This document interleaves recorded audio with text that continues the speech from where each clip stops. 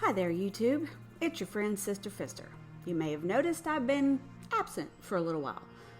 Well, just a lot going on, you know? Everything's heavy right now. I've tried to keep making funny videos through this whole pandemic business because people need to laugh, most of all me. But I've been thinking about a lot of pretty serious issues and just not sure how to talk about them. First of all, COVID-19 causes anxiety spikes. I think for everyone, but most especially for ex-Jehovah's Witnesses, because of the brainwashing that we received around Armageddon and the end of the world and the Great Tribulation and all that bullshit. So sometimes it's kind of hard to get that out of your head even after you don't believe in it anymore, even when you've done a lot of work around unbrainwashing yourself. Then other issues happening in the world are also unpleasant, like, you know, people dying of COVID and other people saying that it is a hoax and that there's nothing to it, and trying to explain something to someone who's utterly uneducated about the subject and isn't interested in becoming educated about it.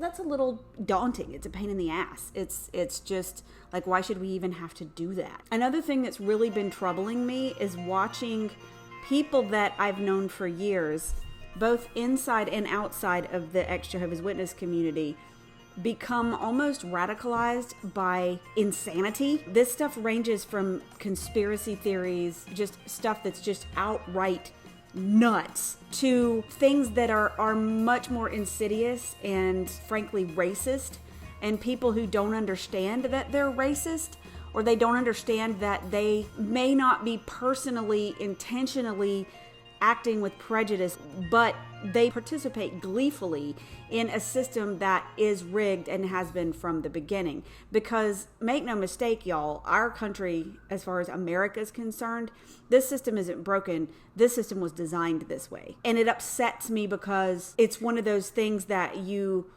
don't see possibly ever if you're raised in it and this is your normal.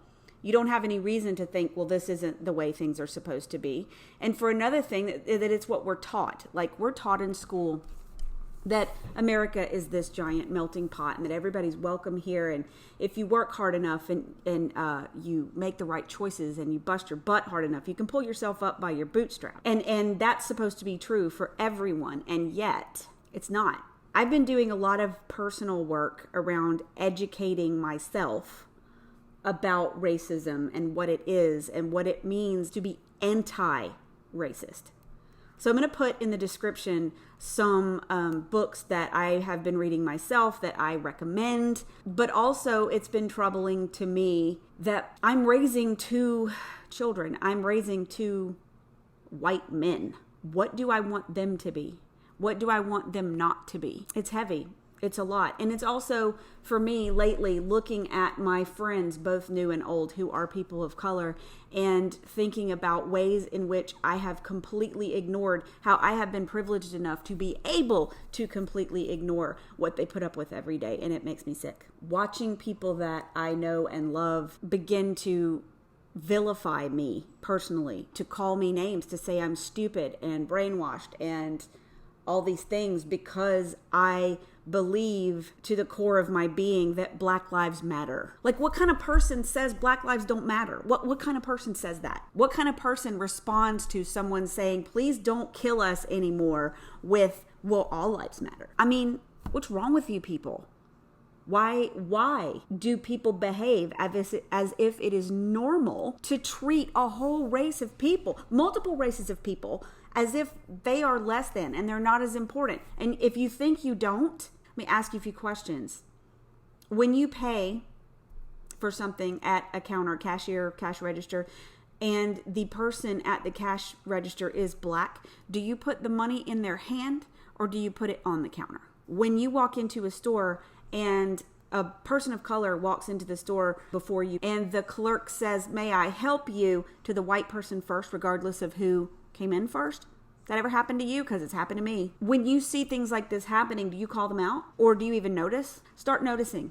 After you start noticing, you can't stop noticing. Case in point, one of my colleagues at work is a Black man. He is in charge of the facility in which he works. He runs the building. He mans the crew. He's in charge of that building. I watched multiple people walk into that building, completely ignore him, and start talking to one of his crew who is a white man. Just didn't even introduce themselves, didn't even act like he was standing there. And it made me so mad. Part of me thinks that I should have done something, but my colleague did. He stepped forward and introduced himself as the manager of the facility. I could see it in his face and it upset me. It's not huge stuff. It's not burning crosses or marching on UVA with tiki torches, although that's happening a lot. It's little tiny things that you that you don't think about. It's the things, where people say that they're not racist, they're one of the good ones, but they still benefit from the system set up the way it is. People who say that they won't even consider the idea that they behave in a racist way or they accept a racist system, and that's okay because they are married to a black person, or they adopted black kids, or they have biracial kids, or their best friend is black, or whatever.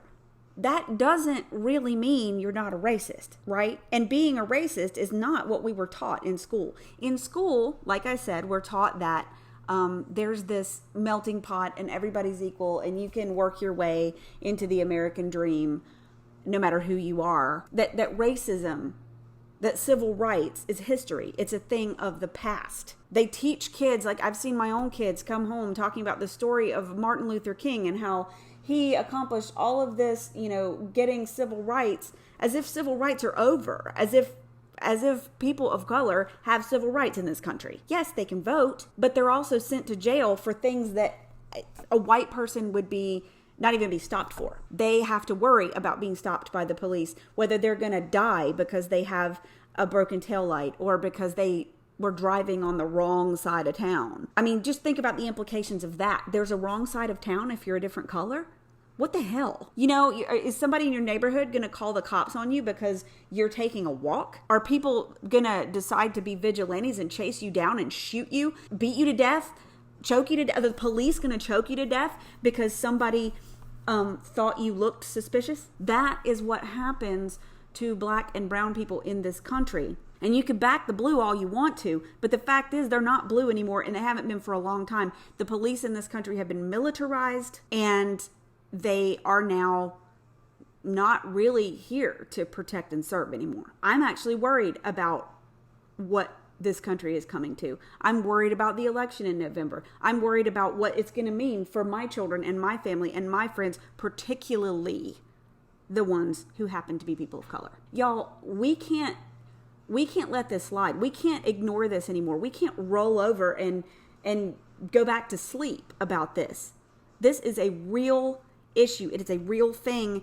And you know what? It's not really the problem of people of color. It's not their job to try to fix it. If they could, don't you think they would have already done it? No, they are not the problem. They're not the ones who created this mess. We are. It is up to us as white people on an individual level to stop this shit. And I have been thinking very hard about what I can do to raise white men who are not going to be racist assholes, to take appropriate action, to do things that are going to make a difference, because this matters to me. This work is not easy. It's heavy and it's hard and it is painful because one book, for example, the Layla Saad book, Me and White Supremacy, it asks a lot of questions that you're supposed to journal about. And at first the questions come across as a little bit like almost offensive. Like, what are you saying about me? Because the questions are not, have you ever behaved in a racist manner? Do you consider white as normal? They're not asking that. They're saying, how have you behaved this way? How have you done things that are harmful to people of color? And you have to be willing to take an honest look at yourself and your own actions and see, yeah, I have behaved that way before. I have thought that way before. In some ways, maybe I still think that way. And that is not acceptable for me. And it has become something that I have had to dive deep on and say, look, I can't be this way anymore.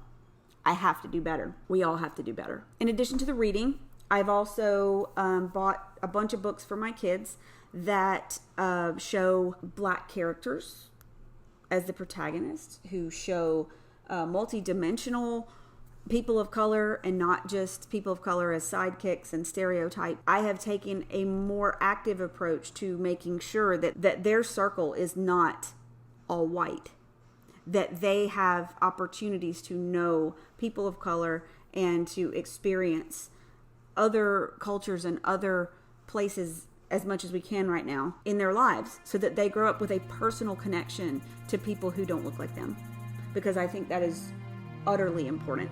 We also participated in a protest. We were nervous about going to a group event, particularly with the COVID situation right now, and also because of the violence. I live in North Carolina, remember? Someone here locally organized a car protest.